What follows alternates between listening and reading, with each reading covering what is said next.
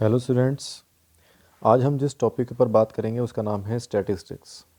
ठीक है, क्लास 9 का भी टॉपिक था ये।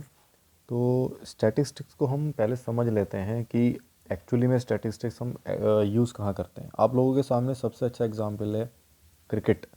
क्रिकेट में हम हमेशा ये फाइंड आउट करने की कोशिश करते हैं, कोई कोई बैट्समैन है, उसने पिछले 4 मैचेस या 5 मैचेस में कितने रन स्कोर किए, या कोई बॉलर है उसका क्या स्कोर रहा है।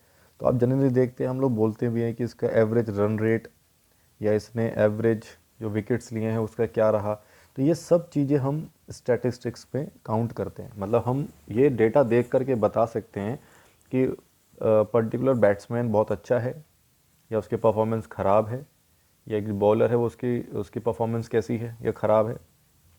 एक हम रियल एग्जांपल्स में देख सकते हैं, जैसे वेदर फोरकास्टिंग है।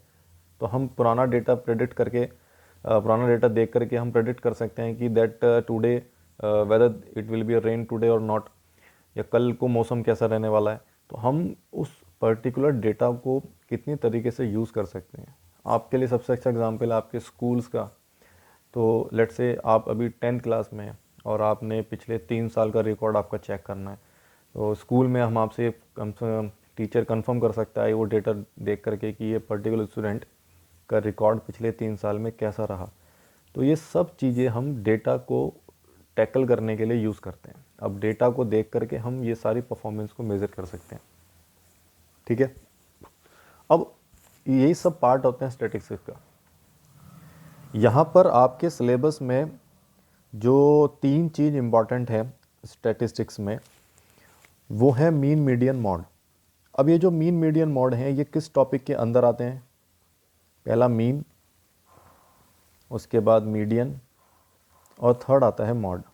ये तीनों के तीनों जिस डेटा पे काम करते हैं उस पर्टिकुलर टर्म का नाम है सेंट्रल टेंडेंसी। सेंट्रल टेंडेंसी का मतलब है मीडियोकर वैल्यू, ऐसी वैल्यू जिसके आसपास डेटा घूम रहा है। सेंट्रल वैल्यू मतलब ऐसी वैल्यू जिसके आसपास डेटा घूम रहा है। अब इसको क्या समझेंगे आप? जैसे मीन है, मीन को हम जनरली क्या बोल सकते हैं? एवरेज। ठीक है, मीन माने क्या बोल सकते हैं? एवरेज। अभी देखिए, आपके क्लास में 10th क्लास के 2 सेक्शन हैं आपके स्कूल में। एक है सेक्शन 10th ए और एक है सेक्शन 10th बी।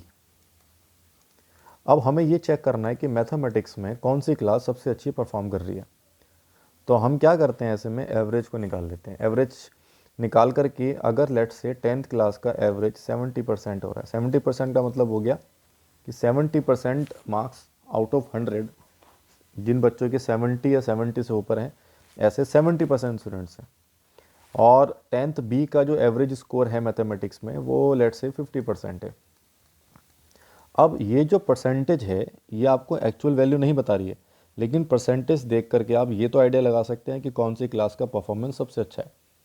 तो हम कह सकते हैं कि 10th ए का एवरेज स्कोर मैथमेटिक्स में 70% है। दैट्स मीन्स 10th ए सबसे अच्छा परफॉर्म कर रही है मैथ्स में। अब ये जो एवरेज स्कोर है, इसका मतलब ये है कि ज़रूरी नहीं है सब बच्चों के मार्क्स 70 से ऊपर हों या 70 हों। कुछ बच्चों के मार्क्स 70 से नीचे भी हो सकते हैं, 60 हो सकते हैं, 62 हो सकते हैं, किसी किसी के 75 भी हो सकते हैं, 74 भी हो सकते हैं। तो इसका मतलब क्या हो गया? एक पर्टिकुलर सेंट्रल टेंडेंसी 70% ऐसी मिल गई जिसके आसपास हमारा डेटा घूम रहा है। ठीक है, तो अब इसमें सबसे पहले जो टॉपिक आता है वो आता है मीन। मीन हम लोगों ने एवरेज के नाम से काफ़ी छोटी क्लासेस हम पढ़ते आ रहे हैं कि एवरेज कैसे निकालते हैं। क्लास 7th में भी आप लोगों ने स्टडी किया होगा एवरेज निकालने का फार्मूला। तो जैसे सपोज़ करिए आपके पास कुछ डेटा है, डेटा सपोज़ करिए आपके पास है 5, 3, 6, 2, 1 एंड 4। ये कोई डेटा है और वो हमसे पूछता है कि इसका एवरेज हमें फाइंड आउट करना है। एवरेज बोल सकता है वो, या मीन बोल सकता है, या फिर अर्थमेटिक मीन, है ना, एक ही बात है। तो क्या फॉर्मूला लगाते हैं हम लोग? हम करते हैं sum of all the numbers, sum of all the numbers divided by total number of terms. अभी sum of all the number कितना हो जाएगा? It will become 5 + 3 + 6 + 2 + 1 + 4 and divided by. कितने नंबर सही हैं? 1 2 3 4 5 6, 6 नंबर हो गए। इनको ऐड कर लेते हैं। 5 + 3 8, 8 + 6 14, 14 + 2 16, 16 + 1 17, 17 + 4 21, 21 डिवाइडेड बाय 6। ये 3 से कट जाएगा, 3 7 जा 21, 3 2 जा 6, तो आंसर आ गया 3.5। इसका मतलब इन सभी नंबर का एवरेज जो निकल कर के आया वो आया आपके पास 3.5। तो क्या हम कह सकते हैं कि जो डेटा है वो 3.5 के आसपास है, मतलब 3.5 से नीचे भी है, 3.5 से ऊपर भी है, तो इसको बोलते हैं अरिथमेटिक मीन, या फिर हम बोलते हैं इसको एवरेज। अब आपके सिलेबस में अभी 3 फार्मूले और हैं जो मीन निकालने के हैं। वो फॉर्मूले कब यूज़ करते हैं, कैसे उसको हम सॉल्व करेंगे, अभी हम आगे इसको स्टडी करेंगे इसी के फर्दर मीन के टॉपिक्स में। ठीक है, तो पहला जो मेथड आता है वो ये आता है कि अगर, अच्छा पहले तो समझ लेते हैं इसको क्यों करते हैं, उन मेथड्स को हम स्टडी कर भी क्यों रहे हैं। मैं एक छोटा सा एग्जाम्पल लेता हूँ। अभी सपोज करिए ये लिखा हुआ है मार्क्स ऑब्टेन्ड, मार्क्स ऑब्टेन्ड, ठीक है, और इसको हम जनरली एक्स आई से डिनोट करते हैं। ये जो पहला कॉलम होता है इसको हम एक्स आई से डिनोट करते हैं, और यहाँ पर लिखा रहता है नंबर ऑफ स्टूडेंट्स जिनको हम लोग बोलते हैं फ्रीक्वेंसीज, नंबर ऑफ स्टूडेंट्स, और यह हम इसको बोलते हैं फ्रीक्वेंसी। फ्रीक्वेंसी को किससे डिनोट कर सकते हम? एफ आई से, राइट। एक्स आई, यहाँ पे आई का मतलब भी समझिएगा। आई का मतलब होता है आप 1 से स्टार्ट करोगे और कहाँ तक जा रहे हो? एन तक। एन का मतलब 5 तक हो सकता है, 6 तक, 7 तक, डिपेंड करेगा कितना डेटा आपके पास है। तो सपोज करिए 10 मार्क्स जिन स्टूडेंट्स के हैं उनकी संख्या 1 है, उनके नंबर 1 है, यानी एक स्टूडेंट ऐसा है जिसके मार्क्स 10 है। जिसके मार्क्स 20 है ऐसे स्टूडेंट भी एक ही है। जिसके मार्क्स 36 हैं ऐसे स्टूडेंट्स 3 हैं। जिसके मार्क्स 40 हैं ऐसे स्टूडेंट्स 40 हैं। यानी इनको बोलते हैं फ्रीक्वेंसी, जितनी बार ये रिपीट हुए। 40 मार्क्स कितने बच्चों के हैं? 4 बच्चों के हैं। 50 मार्क्स जितने बच्चों के हैं वो हैं 3। 56 मार्क्स जितने स्टूडेंट्स के हैं उनकी फ्रीक्वेंसी है 2। 60 की है 4। 70 की है 4। 72 की है 1, और 80 की है 1। 88 की है 2, और 92 की है 3, और लास्ट 95 जिसके मार्क्स हैं स्टूडेंट्स हैं हमारे पास 1। तो हमें क्या करना है? हमें इसका मीन निकालना है। तो फॉर्मूला सुनिएगा क्या होता है। मीन का फॉर्मूले को, मीन को डिनोट करते हैं एक्स बार से। सो एक्स बार का फॉर्मूला होता है समीशन एफ आई एक्स आई। मैं बताता हूँ अभी इसका मतलब क्या है, डिवाइडेड बाय समीशन एफ आई। अब देखिए समीशन एफ आई एक्स आई का मतलब है कि अगर मैं आई में 1 रखता हूँ तो ये बन जाएगा x1 और ये बन जाएगा f1। अगर मैं x में रखता हूँ 2 तो ये बन जाएगा x2 और ये बन जाएगा f2। ठीक है, तो इन दोनों का मल्टीप्लिकेशन इसको बोलेंगे f1 x1, यानी कि बन गया fi xi। अगर i में 1 रखते हैं तो क्या बनेगा? f1 x1। तो f1 x1 का मतलब हो गया इन दोनों का मल्टीप्लिकेशन। ठीक है, तो 10 और 1 का मल्टीप्लिकेशन कितना हो जाएगा? 10। 20 और 1 का मल्टीप्लिकेशन हो गया 20। 36 ऑन टू 3 कितना हो जाएगा? 108। नेक्स्ट कितना हो गया? 160। नेक्स्ट 150। उसके बाद 112 है ना भाई। 56 इंटू 2 कितना हो जाएगा? 112। उसके बाद हो गया आपका 240। नेक्स्ट 280। उसके बाद 72। उसके बाद 80। उसके बाद 88 इंटू 2 176। देन 276, और उसके बाद हो गया 95। ठीक है, अगर आप इन सब को ऐड करते हैं, ये पूरा की पूरी टेबल को अगर आप ऐड करते हैं तो इसको बोलते हैं summation F I X I. इन सब का addition is called summation F I X I. तो मैंने ऑलरेडी कैलकुलेट किया हुआ है, तो इसका आंसर आ जाएगा 1779। ठीक है, और इन सब को अगर आप कैलकुलेट करते हैं तो इसको बोलते हैं समीशन एफ आई। इसका वैल्यूज़ है हमारे पास 30। तो आप क्या करेंगे? यहाँ रख देंगे, तो आंसर हो जाएगा 1779 डिवाइडेड बाय 30। ठीक है, 1779 डिवाइडेड बाय 30। और अब आपको क्या करना है, इसको कैलकुलेट करना है। मेरी बात समझ में आ रही है भाई? तो क्या करना है आपको, इसको कैलकुलेट करके जो भी इसका आंसर आएगा उसको हम क्या बोलेंगे, उसका मीन। ठीक है। सो इसका आंसर कितना आ जाएगा अगर आप इसको कैलकुलेट करेंगे? So answer will be 59.3। ये आ गया आपका मीन। अब देखिए इस मेथड का ड्रॉबैक क्या है। इस मेथड का ड्रॉबैक ये है कि अगर ये मार्क्स और इंक्रीज़ हो जाएं तो ऐसे तो आपका जो पूरा का पूरा टेबल है कितनी बड़ी बन जाएगी, है ना। अभी मार्क्स 10 थे, 20 थे, कल को 21 भी हो सकता है, 23 हो सकता है, 24 हो सकता है। ऐसे कम से कम 100 मार्क्स हम काउंट कर सकते हैं। तो ऐसे कब तक लिखेंगे हम लोग, है ना, कब तक लिख सकते हैं इसको। तो हम क्या करते हैं, इसको थोड़ा सा छोटा बना देते हैं। अभी छोटा बनाने का मतलब क्या है कि हम इसको एक क्लास के अंदर डिफाइन कर देंगे। तो अब देखते हैं इसका सेकंड जो फॉर्मूला बना है मीन का, वो इस कैलकुलेशन को इजी करने के लिए बना हुआ है। तो एक बार मैं इस टेबल के रेस्पेक्ट में नीचे बना दे रहा हूँ। तो मैं क्लास बना देता हूँ। क्लास इंटरवल समझिएगा क्या मतलब है यहाँ पर। क्लास इंटरवल मैंने क्या किया, एक क्लास इंटरवल बना दी 10 से लेकर के 25 के बीच में।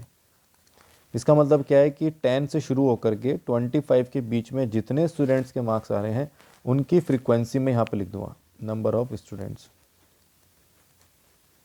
और ये हो गया FI। ठीक है। अब देखिए 10 से 25 अगर आप देखें तो कितना डिफरेंस आ रहा है 15 का।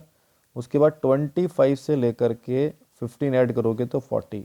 यहाँ पर एक क्वेश्चन ये आता है कि सर 25 ऊपर भी आ रहा है और 25 नीचे भी आ रहा है, तो कौन से वाली क्लास में हम 25 को इंक्लूड करेंगे। तो मैं लिख दे रहा हूँ 25 will be included in second class. 25 will be included in second class. ठीक है। इसका मतलब जो आपकी सेकंड वाली क्लास है ये वाली, इसमें 25 को इंक्लूड करेंगे, ऊपर वाली क्लास में 25 इंक्लूड नहीं होगा। ओके, यहाँ तक समझ में आ गया होगा आई थिंक सबको। ओके, चलिए आगे चलते हैं। नेक्स्ट क्लास क्या बनेगी, 25 से 40 तक हो गया। अब आ जाएगी 40 से लेकर के, इसमें आप 15 ऐड करेंगे तो कितना हो जाएगा 55। देन 55 से लेकर के 70, 70 से लेकर के 85, एंड देन 85 से लेकर के 100। अब देखिए ना, ऊपर वाली जो टेबल थी कितनी बड़ी बन रही थी, अभी ये टेबल कितनी छोटी हो गई। अब बताइए, नंबर ऑफ फ्रीक्वेंसीज ऐड करते हैं। जरा ऊपर वाले टेबल में चेक करिए, 10 से 25 के बीच में कितने मार्क्स आ रहे हैं। एक तो आ रहा है 10 भाई, एक तो आ रहा है 10, एक आ रहा है 20। ठीक है, 36 तो अगली क्लास में आ जाएगा। तो 10 और 20 के सामने कितनी फ्रीक्वेंसी आ रही है 2, तो आंसर हो गया 2। अब देखिए 25 से 40, 25 से 40 में कौन कौन से आ रहे हैं, एक तो आ रहा है 36, 40 इसमें नहीं लेंगे, क्यों, क्योंकि 40 कौन सी क्लास में आ जाएगा, सेकंड क्लास में, इसलिए केवल 36 आएगा। और 36 के आगे जो फ्रीक्वेंसी वो कितनी है 3। ठीक है। अब आ जाइए 40 से 45, 40 से 45 में 40 भी काउंट हो जाएगा, उसके आगे 4 लिखा हुआ है, और 55 से पहले 50 आ रहा है, उसके आगे 3 लिखा है, तो 4 + 3 कितना हो जाएगा 7। तो टोटल फ्रीक्वेंसी होगी हमारे पास 7।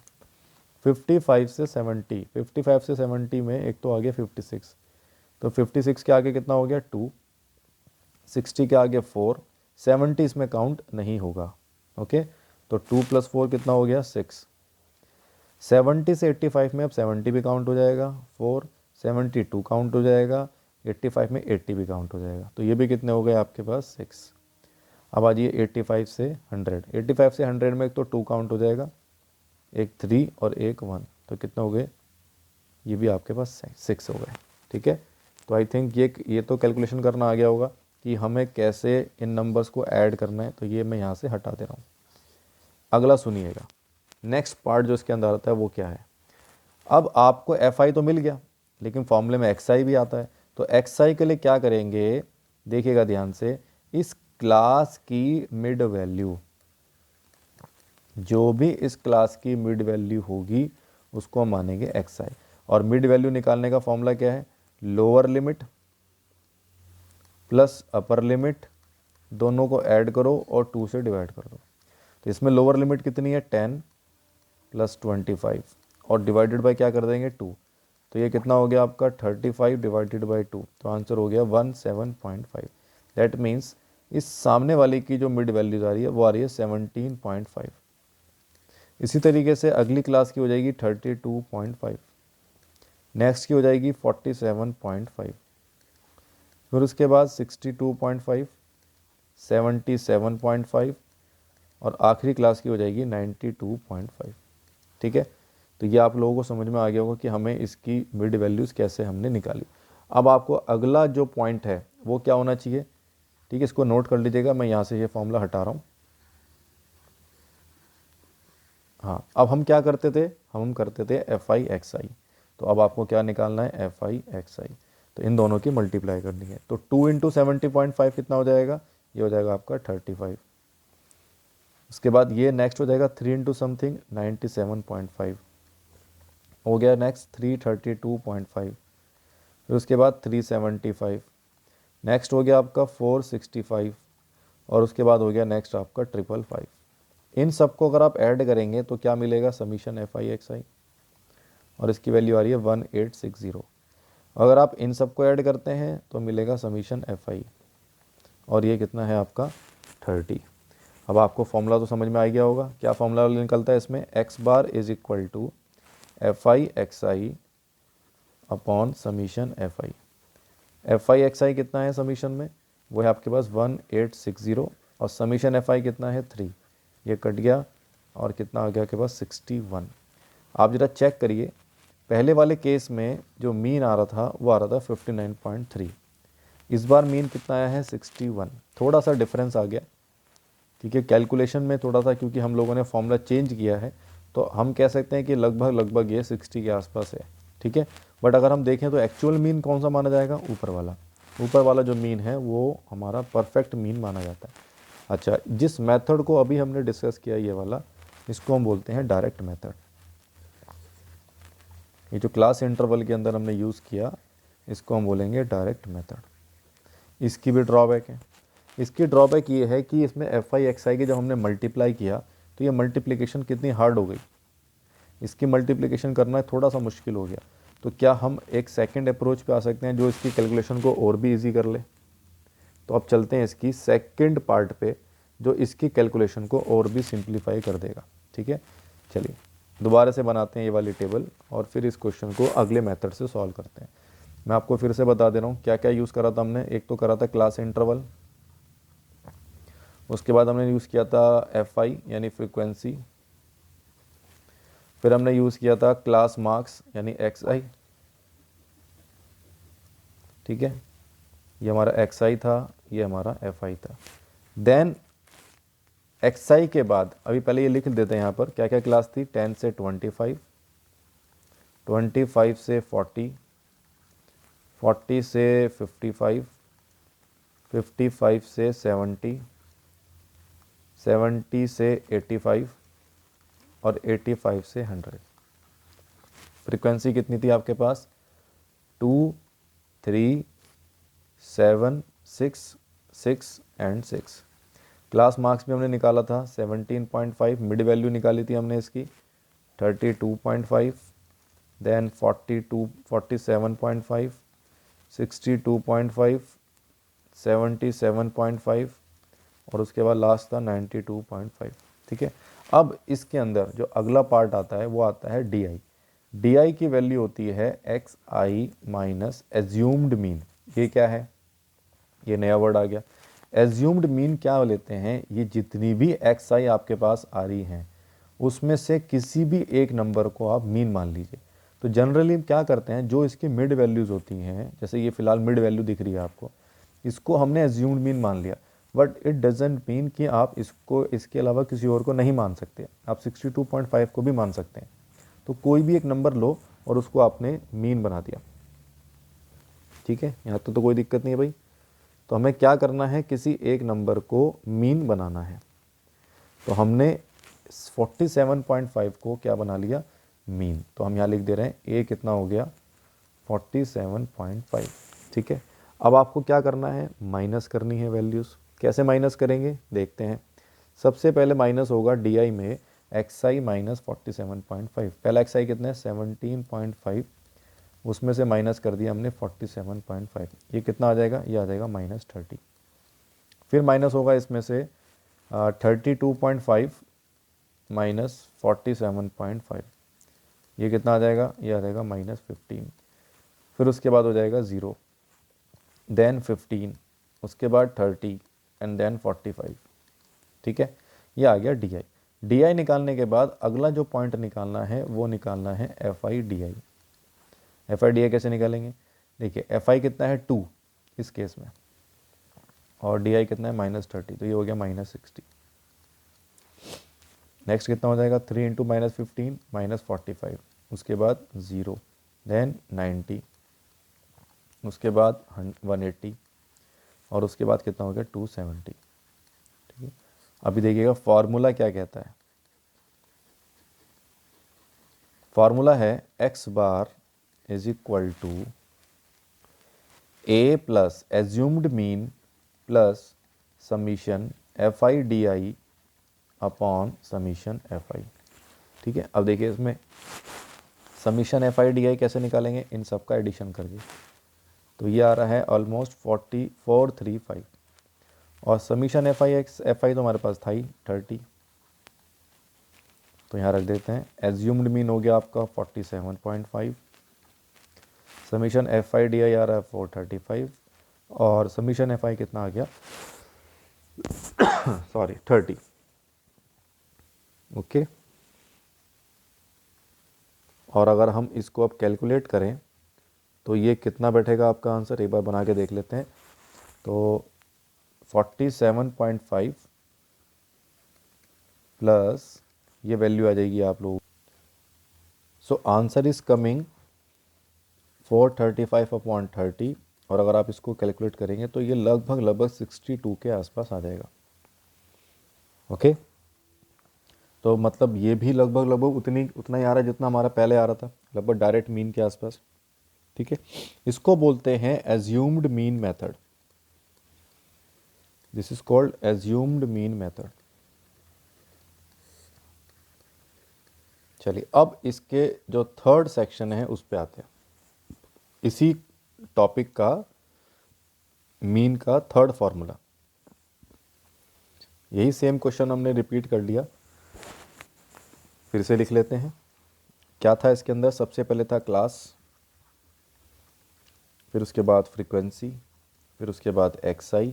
ठीक है, तो क्लास क्या थी हमारे पास, 10 से 25, 25 से 40, 40 से 55, और 55 से 70, 70 से 85, एंड देन 85 से 100। ठीक है, थोड़ा सा और शिफ्ट कर देते हैं इसको। फिर आता है एफ आई। एफ आई कितना हो जाएगा, फ्रीक्वेंसी हमारे पास कौन कौन सी हैं, 2, 3, 7, 6, 6, 6। ठीक है, उसके बाद आता है एक्स आई। एक्स आई कितना हो जाएगा, पहले भी हमने निकाला था, मिड वैल्यूज 17.5, 32.5, 47.5, और नेक्स्ट आता है हमारे पास 62.5, उसके बाद 77.5, एंड देन 92.5। अब यहाँ पे पहले हमने निकाला था डी आई, वो भी निकाल लेते हैं। डी आई की वैल्यू कितनी थी अगर आपको याद हो, ठीक है, एक्स आई माइनस एज्यूम्ड मीन, एक्स आई माइनस एज्यूम्ड मीन, और एज्यूम्ड मीन कितना माना था हमने 47.5। सो फर्स्ट केस में डी आई कितना था -30, उसके बाद हमने निकाला था -15, उसके बाद 0, 15, 30 एंड देन 45। अब हमें इसमें नेक्स्ट पार्ट क्या करना है, यू आई निकालना है। यू आई क्या होता है, जो भी डी आई निकाला है उसको एच से डिवाइड करना है। व्हाट इज एच, एच का मतलब होता है विड्थ ऑफ क्लास। क्लास की विड्थ कितनी है, मतलब क्लास का साइज कितना है। कैसे निकालते हैं, क्लास का साइज निकालने के लिए अपर लिमिट में से लोअर लिमिट को आप माइनस कर दिए, अपर माइनस लोअर। अपर लिमिट कितनी है 25, लोअर कितनी है 10, तो आंसर कितना हो गया 15। इसका मतलब h कितना हो गया 15। तो यहाँ से डी आई अपॉन यानी -30/15 करेंगे तो कितना हो जाएगा -2, फिर -15 अपॉन माइनस ये 15 करेंगे तो -1, देन 0, उसके बाद 1, 2, 3। ये हो गया आपका यू आई। अगला क्या निकालना है, एफ आई यू आई। ये तो हम करते ही आ रहे हैं, किसी में एफ आई डी आई निकाल रहे हैं, किसी में एफ आई एक्स आई निकाल रहे हैं, इसमें निकाल रहे हैं एफ आई यू आई। तो 2 इंटू -2 -4, 3 इंटू -1 -3, देन 0, 6 इंटू 1 6, 6 इंटू 2 12 और 6 इंटू 3 18। यहाँ तक कर लिया हमने। अब देखिएगा फॉर्मूला, फॉर्मूला ये कहता है कि यू बार एक्स बार, ठीक है, हमें तो एक्स बार चाहिए, तो X bar is equal to A plus summation F I U I upon summation F I into H. ठीक है, अब summation F I U I कैसे निकालेंगे, ऊपर आपके पास है, आप इसको ऐड करें तो वो कितनी छोटी होगी कैलकुलेशन। अब एफ आई यू आई का कैलकुलेशन अगर आप करते हैं तो आंसर आ रहा है 29 और समीशन एफ आई हमारे पास कितना था 30। तो अब आपको वैल्यूज़ पुट करनी है। एज्यूम्ड मीन कितना हो गया 47.5, समीशन एफ आई एक्स आई हो गया 29, ये हो गया 30 और एच कितना था हमारे पास 15, 15 टू जा 30। ठीक है, यहाँ तक समझ में आ रहा है। तो ये कितना हो जाएगा 47.5 और प्लस 14.5, आप इसको ऐड करेंगे तो you will get the answer 62 which is equal to assumed mean method. ये कौन सा मेथड हमने पढ़ा, इसको बोलते हैं स्टेप डेविएशन मेथड। ठीक है, इस बार टर्म 2 में इसको हटा दिया गया है, बट मैंने इसलिए करा दिया कि एक आइडिया हो जाएगा आप लोगों को कि कितना, जो कि स्लाइट डिफरेंस है ना, बहुत छोटा सा डिफरेंस है एज्यूम्ड मीन मेथड से, लेकिन कैलकुलेशन वाइज अगर देखा जाए तो ये ईजी है। यहाँ पर कैलकुलेशन करना बहुत ईजी हो जाता है। ये जो हमने स्टडी किया ये सारा का सारा टॉपिक था हमारे पास मीन का। ठीक है, मीन यहाँ पर ख़त्म हो जाता है। एक छोटी सी बात मैं आपको और बता देता हूँ, कई बार आपको क्लास साइज थोड़े से अलग मिलेंगे, जैसे 0 से 10 या 11 से लेकर के 21, 22 से लेकर के 32, ऐसा कोई साइज़ मिल गया आपको। ठीक है, अब ये तो हमारे पास देखा जाए तो जो लास्ट की अपर लिमिट होती थी और इस क्लास की लोअर लिमिट होती थी, ये दोनों सेम होती थी, लेकिन इस बार ये सेम नहीं है। तो हमें क्या करना है, हमें इसको सेम करना पड़ेगा। सेम करने के बाद ही हम इसमें मीन मेथड लगा सकते हैं। तो सेम करने का तरीका क्या है कि इस सेकंड क्लास की लोअर लिमिट ले लो आप, lower limit of next class, इसमें से आप upper limit of previous class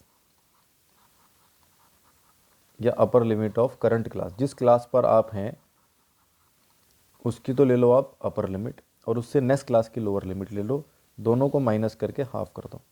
तो आप देखोगे lower limit of next class कितनी है 11, अपर लिमिट ऑफ करंट क्लास कितनी है 10, दोनों को माइनस करा और 2 से डिवाइड कर दिया, तो आंसर हो गया 1/2 विच इज़ इक्वल टू 0.5। अभी क्या करना है आपको 0.5 का, इस 0.5 को लोअर में से तो करना है माइनस लोअर लिमिट में, ठीक है, और अपर लिमिट में क्या करना है इसको प्लस।